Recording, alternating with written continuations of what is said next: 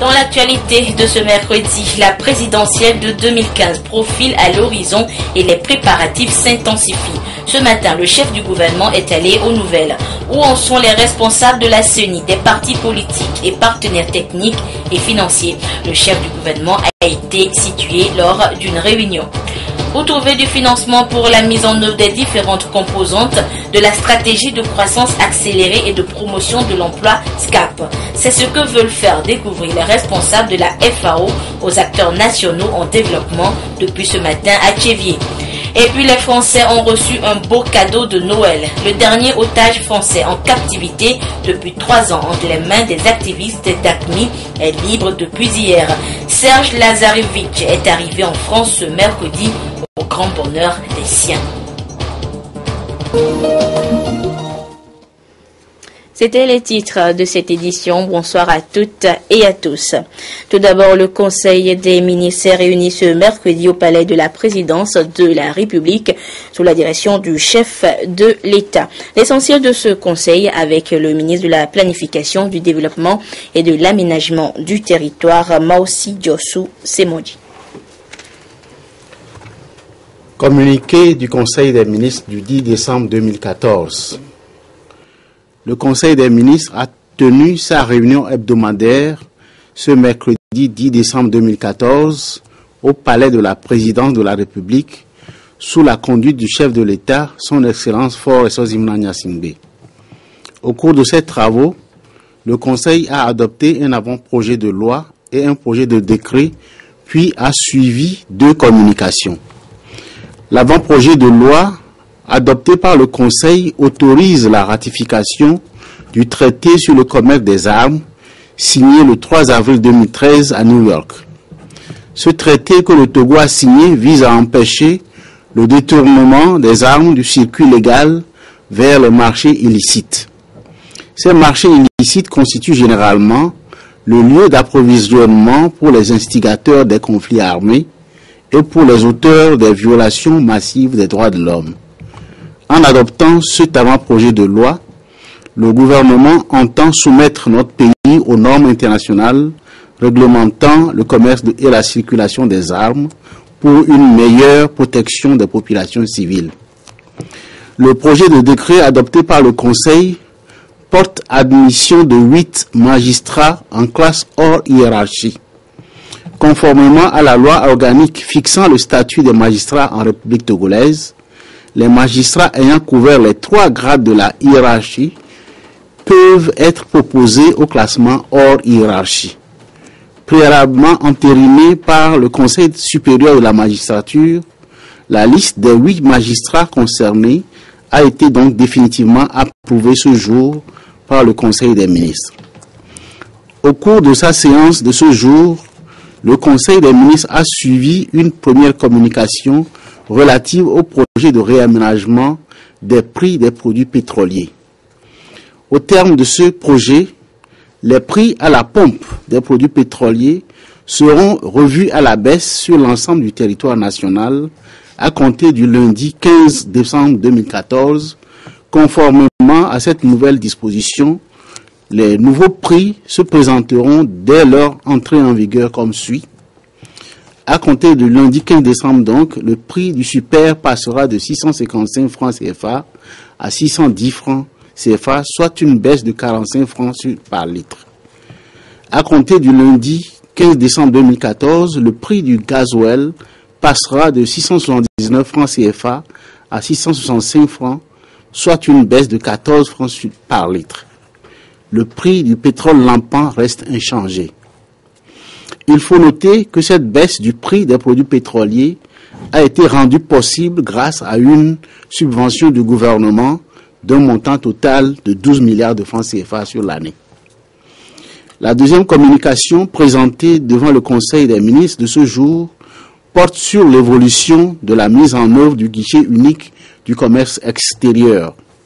Cette communication a, entre autres, fait état de certaines difficultés qu'éprouvent les acteurs du port autonome de Lomé à se mettre d'accord sur les modalités de fonctionnement du guichet unique du commerce extérieur.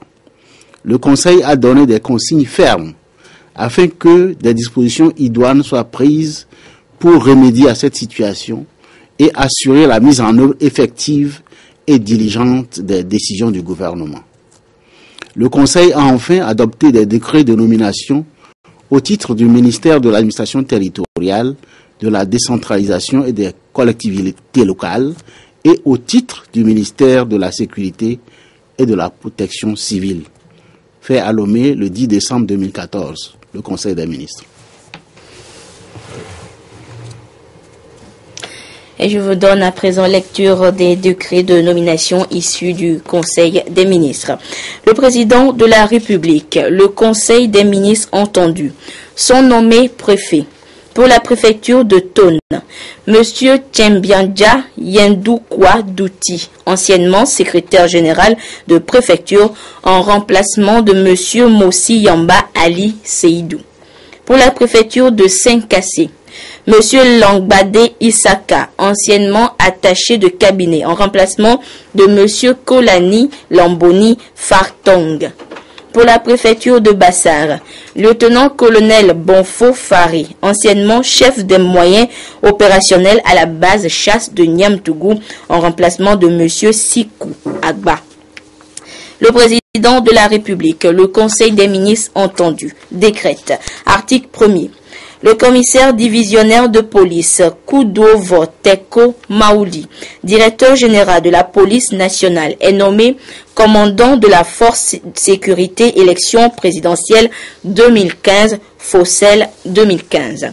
Article 2. Le ministre de la Sécurité et de la Protection civile est chargé de l'exécution du présent décret qui sera publié au journal officiel de la République togolaise. Le président de la République, le Conseil des ministres entendu, décrète, article 1er. Le chef d'escadron Okpaoul Yaouvi de la gendarmerie nationale est nommé commandant adjoint gendarmerie de la force sécurité élection présidentielle 2015, Fossel 2015. Article 2. Le ministre de la Sécurité et de la Protection civile est chargé de l'exécution du présent décret qui sera publié au journal officiel de la République togolaise. Et le président de la République, le Conseil des ministres entendu, décrète. Article 1er. Le commissaire principal de la police, Balat Miki Dieb, de la police nationale est nommé commandant adjoint police de la force sécurité élection présidentielle 2015. Article 2. Le ministre de la Sécurité et de la Protection civile est chargé de l'exécution du présent décret qui sera publié au journal officiel de la République togolaise. Et tous ces décrets sont signés par le président de la République, Faure Essozimna Nyazingbe. La traditionnelle cérémonie de présentation de vœux de nouvel an au président de la République démarrera dans quelques jours. Je vous propose de découvrir le calendrier qui prend son départ le 17 décembre et s'étendra sur 3 jours. Programme de la cérémonie officielle de présentation des vœux du Nouvel An 2015 à son Excellence, Monsieur le Président de la République. Mercredi 17 décembre 2014, les institutions de la République, au Nouveau Palais, 10 heures, les chefs des institutions de la République, Premier ministre, Président de l'Assemblée nationale, Président de la Cour constitutionnelle, Président de la Cour suprême, Président de la HAC, Président de la Cour des comptes, Président de la CNDH. Délégation des institutions, 11 heures, les membres du gouvernement, 11h10, les députés à l'Assemblée nationale, 11h25, les membres de la Cour constitutionnelle, 11h30, les membres de la Cour suprême, du Conseil supérieur de la magistrature et le corps judiciaire, 11h45, les membres de la haute autorité de l'audiovisuel et de la communication. 11h50, les membres de la Cour des comptes. 12h, les membres de la Commission nationale des droits de l'homme. 12h05, délégation de la présidence de la République. 12h15, délégation de la primature et du secrétariat général du gouvernement. Administration générale, y compris les parapublics. Grande salle des fêtes, 17h, délégation du ministère de la Défense et des anciens combattants, délégation du ministère de l'Économie et des Finances, délégation du ministère du Développement à la base, de l'artisanat et de l'emploi des jeunes, délégation du ministère de la Justice et des relations avec les institutions de la République et du secrétariat d'État auprès du ministère de la Justice, délégation du ministère de la Réforme de l'État et de la modernisation de l'administration, délégation du ministère de l'Enseignement supérieur et de la Recherche, délégation du ministère de l'Administration territoriale, de la décentralisation et des collectivités locales, délégation du ministère des Mines et de l'Énergie, délégation du ministère de l'Action sociale, de la promotion de la femme et de l'alphabétisation, délégation du ministère des Postes et de l'économie numérique, délégation du ministère de la Sécurité et de la Protection civile, délégation du ministère du Commerce et de la promotion du secteur privé, délégation du ministère des Travaux publics et des Transports, délégation du ministère de l'Agriculture, de l'Élevage et de la Pêche, délégation du ministère des Droits de l'Homme, de la consolidation de la démocratie, chargée de la mise en œuvre des recommandations de la CVJR, délégation du ministère de l'Enseignement technique, de la formation professionnelle et de l'industrie, secrétariat d'État chargé de l'industrie, délégation du ministère de la Planification, du Développement et de l'Aménagement du territoire, délégation du ministère de l'Équipement rural, délégation du ministère de la Fonction publique, délégation du ministère de l'Urbanisme et de l'Habitat, délégation du ministère des Affaires étrangères et de la coopération, délégation du ministère des Enseignements primaires et secondaires, délégation du ministère du Travail, de l'Emploi et de la Sécurité sociale, délégation du ministère de l'Environnement et des Ressources forestières, délégation du ministère de la Communication, de la Culture, des Arts et de la Formation civique, délégation du ministère des Sports et des Loisirs, délégation du ministère de la Santé, délégation du ministère du Tourisme, ministère auprès de la présidence de la République chargé de la prospective et de l'évaluation des politiques publiques. Jeudi 18 décembre 2014, lieu Nouveau Palais, salle rotonde. 8 heures, confession religieuse, délégation de l'Union musulmane. 8h20, délégation du Conseil chrétien. 8h40, délégation de la conférence épiscopale. 9h30, délégation de la Confédération des centrales syndicales, CNTT, CSTT, UGSL, SGCT, GSA, UNCIT. 10h30, délégation des ordres professionnels, architectes, urbanistes, médecins, dentistes, pharmaciens, vétérinaires, Chambre nationale des notaires, Ordre des avocats, huissiers, commissaires priseurs. 11h15, délégation des organisations de la société civile, REFAMP, GF2D, FONCTO, UONCTO, Association des retraités, Conseil national consultatif des personnes âgées, Conseil consultatif national des enfants, Fédération togolaise des associations de personnes handicapées, Fédération des organisations de défense des droits des enfants du Togo. 12h30, délégation de la chefferie traditionnelle. 15h, délégation des partis politiques, délégation du secteur privé.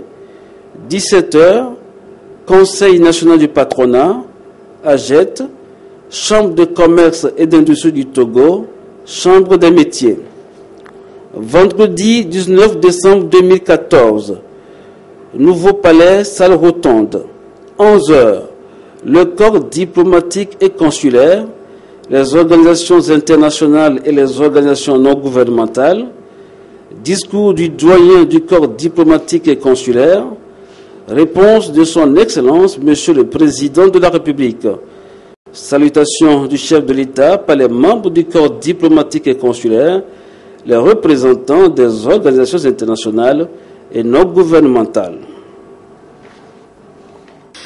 Le Premier ministre Célia Godji Ahumezunu a eu une séance de travail avec les acteurs impliqués dans l'organisation de l'élection présidentielle de 2015 au Togo, avec les responsables de la CENI, des partis politiques, les partenaires techniques et financiers, ainsi que des membres du gouvernement. Le Premier ministre a voulu s'enquérir de l'état d'avancement du processus électoral. Il a, par la même occasion, invité l'ensemble des acteurs à faire des observations constructive pour améliorer le processus entamé. Nathalie Vanegui. Première réunion du comité de suivi des élections ce mercredi à la primature.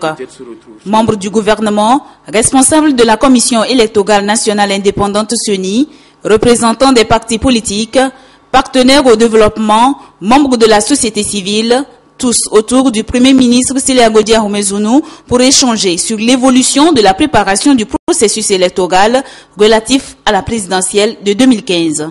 Nous avons invité ce matin, comme nous l'avions fait à l'occasion des élections législatives de l'année dernière, pour mettre en place avec vous ce que nous appelons le comité de suivi, qui est en réalité un cadre d'échange et de discussion en vue d'être informé en temps réel de l'évolution de la préparation du processus électoral par la CENI et en même temps de faire des observations pour l'amélioration de ce processus, d'échanger sur les difficultés que les uns et les autres vont observer ici et là, mais de faire en sorte en définitive tout ce qu'il faut pour que l'élection se prépare dans les meilleures conditions.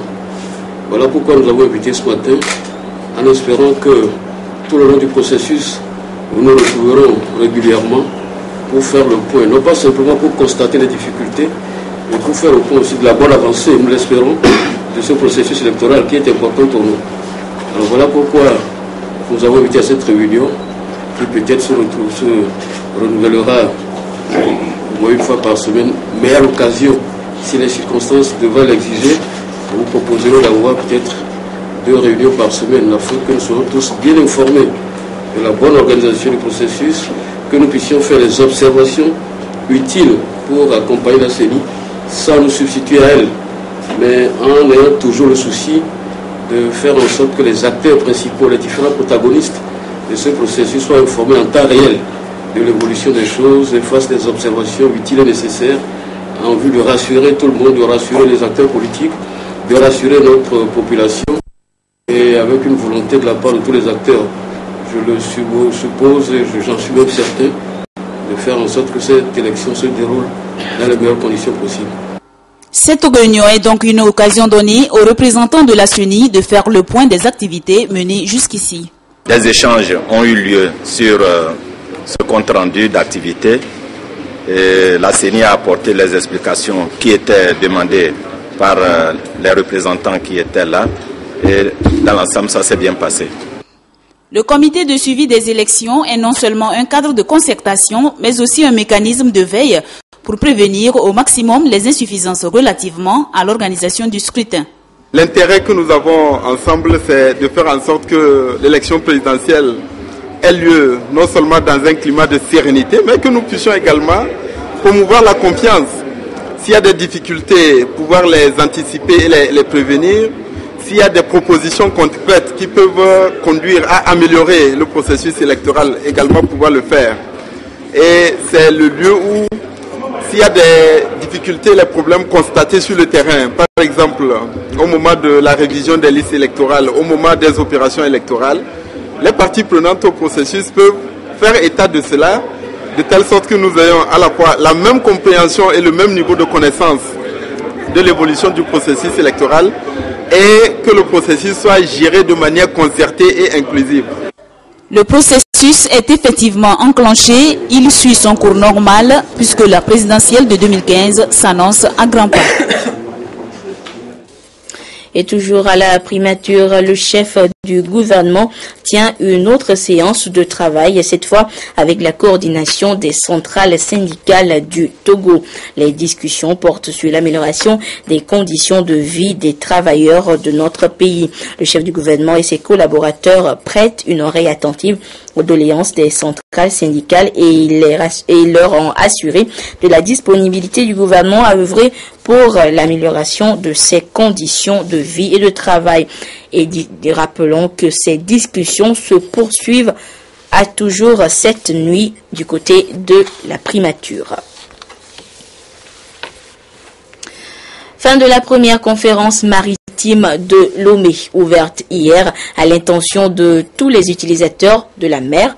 La rencontre a accouché de recommandations et résolutions visant à améliorer le cadre opérationnel du Haut Conseil pour la mer, organisme chargé de coordonner les actions de l'État dans le secteur maritime. Des précisions avec Emmanuel Adjako et Patrice Bocon.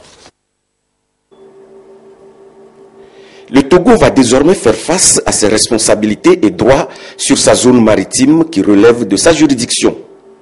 Une réalité qui sera possible grâce à une politique maritime mise sur pied par les acteurs impliqués dans l'action de l'État en mer. Ceci après 2 jours de travaux de la première conférence maritime initiée par le chef de l'État dans le contexte du décret créant le Haut Conseil pour la mer. Nous sommes actuellement dans un monde de piraterie internationale et que les ports les plus sécurisés attirent beaucoup plus de clients. Et nous savons que nous avons un port en eau profonde qui est très réputé. Et pour compléter cet atout naturel de notre port, il faut apporter le volet sécuritaire. Le résultat que nous avons après ces 2 jours de discussion permet de comprendre que toutes les administrations doivent se mettre dans une lignée de mutualisation des efforts, des moyens. L'initiative des plus hautes autorités togolaises va permettre de mieux organiser et de mieux coordonner les services compétents dans le domaine maritime togolais en matière sécuritaire, environnementale et économique. Nous avons eu un consensus sur les rôles, les missions de chaque administration et surtout un consensus sur les missions régaliennes de l'État en mer. C'était important et nous avons créé la dynamique pour fédérer les énergies, fédérer les moyens, conformément à la vision que le chef de l'État a eue. La politique de l'État en mer, engagée par le président de la République, sera plus coordonnée pour améliorer le contrôle des navires et des embarcations pour lutter contre l'érosion côtière et promouvoir les activités maritimes. Le principal défi est de combattre la piraterie, un phénomène qui prend de l'ampleur dans le golfe de Guinée.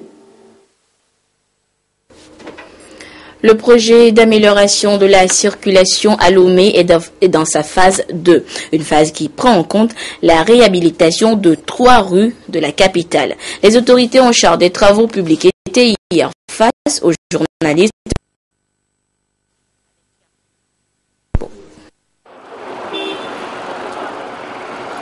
Trois grandes rues de Lomé seront bientôt reconstruites.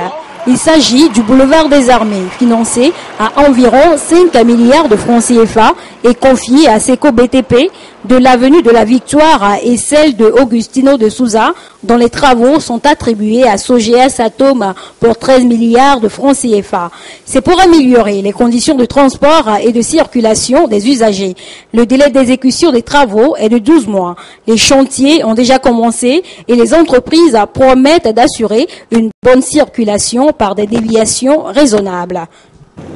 Pour ce qui concerne ces périodes de fête, c'est-à-dire les 2 semaines à venir jusqu'au 5 janvier, nous allons également prendre toutes les dispositions nécessaires pour assurer la circulation, éviter que les entreprises puissent barrer les routes et empêcher la circulation normale.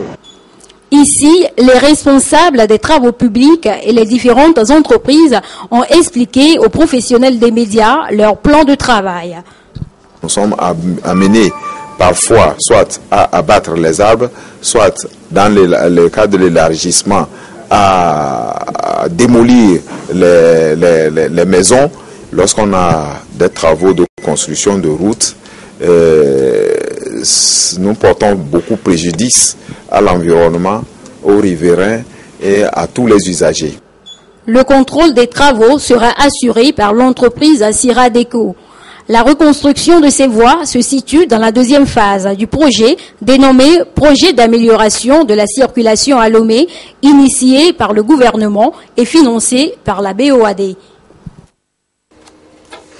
Vous l'aurez donc remarqué, nous subissons les caprices de Dame Énergie. Veuillez nous en excuser. Le Togo a défini sa vision claire du développement qui se résume en la stratégie pour une croissance accélérée et de promotion de l'emploi. La mise en œuvre de cette stratégie nécessite d'importants financements. L'inconnu de cette équation est où et comment trouver ces financements. C'est à cette école que vont certains acteurs locaux en développement depuis ce matin. Adolphe Paca. La mobilisation des ressources, un volet important dans la mise en œuvre des projets de développement. Face à la complexité croissante des modes de financement et la multiplication des acteurs, le véritable enjeu se pose en termes de stratégie pour séduire les bailleurs de fonds. Dans le cas du Togo, c'est particulièrement difficile puisqu'il y a beaucoup d'acteurs institutionnels, de bailleurs étrangers qui ont quitté le pays dans les dernières années, qui reviennent progressivement, mais qui ne sont pas encore tous ici. Donc on a un nombre d'acteurs susceptibles d'apporter des financements qui est limité. Donc la question qui se pose, c'est comment est-ce qu'on peut s'adapter à cette situation? Où est-ce qu'on peut aller chercher des fonds? Besoin de mobilisation de fonds, mais les acteurs nationaux en développement du public comme du privé ne sont pas encore meilleurs élèves en la matière. Un cas concret. Nous avons le programme national d'investissement agricole et de sécurité alimentaire, PNIASA, qui a une ambition. Et ce programme-là, pour le financer, c'est entre 5 milliards et 6 milliards. Mais aujourd'hui, ce qui est mobilisé, effectivement, pour traduire ce programme-là en action, en termes de financement, ne dépasse pas les 25%.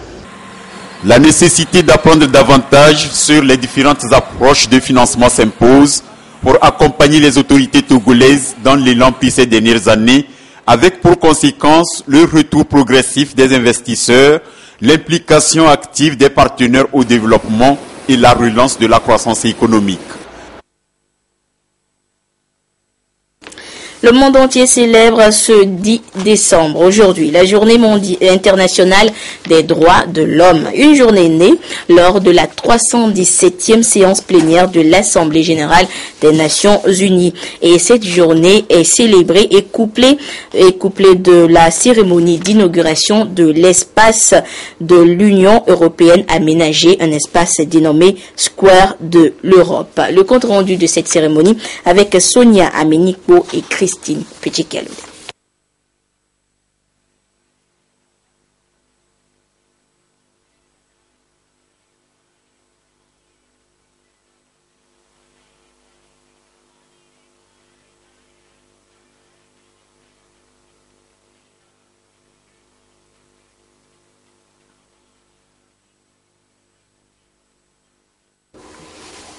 Vous avez plutôt donc vu les images donc de cet espace de loisirs aménagé,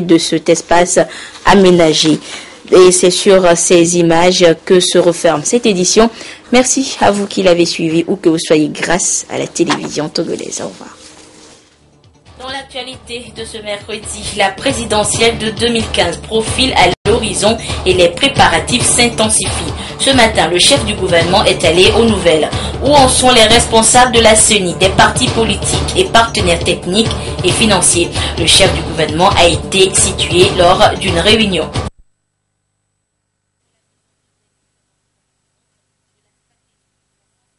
Et de promotion de l'emploi SCAP. C'est ce que veulent faire découvrir les responsables de la FAO aux acteurs nationaux en développement depuis ce matin à Tchévier. Et puis les Français ont reçu un beau cadeau de Noël. Le dernier otage français en captivité depuis 3 ans entre les mains des activistes d'ACMI est libre depuis hier. Serge Lazarevitch est arrivé en France ce mercredi au grand bonheur des siens.